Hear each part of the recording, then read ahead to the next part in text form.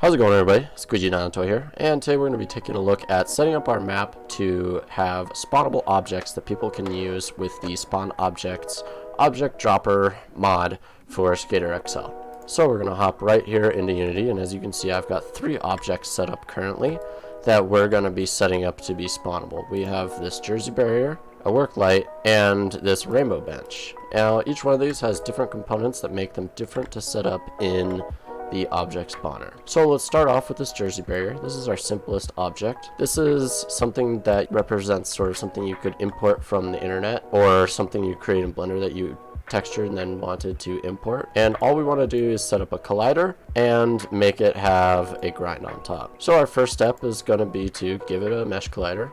Our next step is going to be to set up a grind. So we're going to do that like we normally would with Dream Tech grind splines. Keep in mind that grindable objects can only be created using Dream Tech. When creating the grind splines on our object here, we need to make sure to set space to local so that the splines will move with the object when it is spawned into the game. Okay, so as you can see, I've got my object all set up, and that's all it took. We have our overall prefab here. This blue box versus a white box indicates that's a prefab, and your objects need to be prefabs to be spawnable. Within the prefab, I have the game object, which is my grind collider, and then we also have this default item, which is the jersey barrier model itself, which has a mesh collider on it. And now this is ready to be spawned. All somebody has to do is type in jersey barrier, just like this. Capitalization and spacing needs to remain the same, and they will be able to spawn the jersey barrier in game.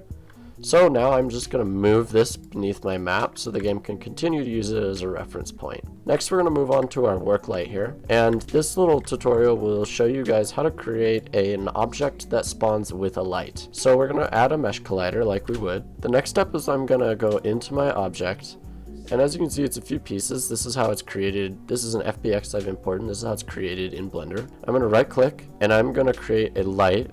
I'm going to create a spotlight. Now, it's kind of hard to test this without a few different settings enabled, but we're going to cover lighting a little more in depth in the future in a tutorial that I plan on covering in the near future, including information on volumetric lighting, how to properly set up lighting for your maps, and baking lighting as well. It'll probably be a mini series of its own. So for now, I'm just going to kind of brush through creating a quick spotlight for this object. The details don't really matter right now. One thing I like to set up for these types of lights really quickly though is if we click on show additional settings, I can come on down here and turn on enable contact shadows, and that helps enable shadows for objects that will be moving around spotlight. It's really good because it'll actually cast a shadow of your skater that way. Okay, so that's all we needed for this. As long as the spotlight is within the work light small, in this case, prefab, as long as it's all included in this one blue box item, then we're good to go.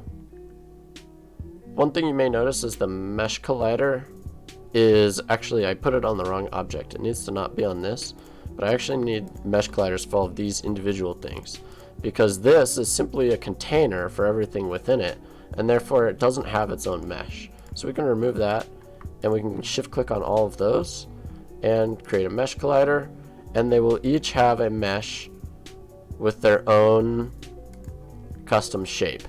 And another thing you can do for objects like this is just put a box collider. And this is actually what I recommend doing for small objects like this that aren't going to be a skate feature in itself, is just toss a little box collider action on there. And we can go ahead and remove all of these mesh colliders. Okay, and once again, we're going to select our prefab and move it beneath the map. Okay, our final object is this rainbow bench, and this requires one extra step, but it is almost identical to our previous options. So what we're going to do here is I'm going to create a new folder.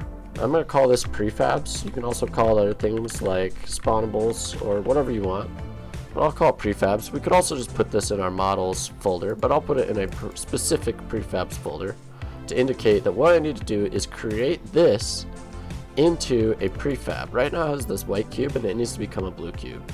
So all I'm going to do is I'm going to drag this down into my project window, and now we have created this as a prefab. And as you can see, I can now drag this into my map as many times as I want, and it'll be this exact prefab.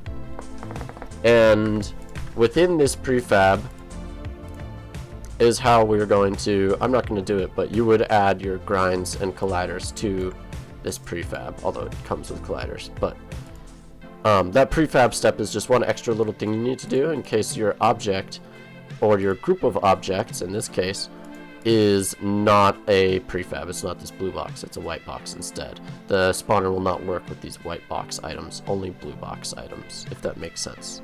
And that's it. Now all people have to do for this specific map is go into their object spawner and type in rainbow bench, work light small, choose barrier, and these items will show up wherever they want. Okay guys, thank you so much for watching. I hope you have a great day, and let me know what you'd like to see in future videos. Bye!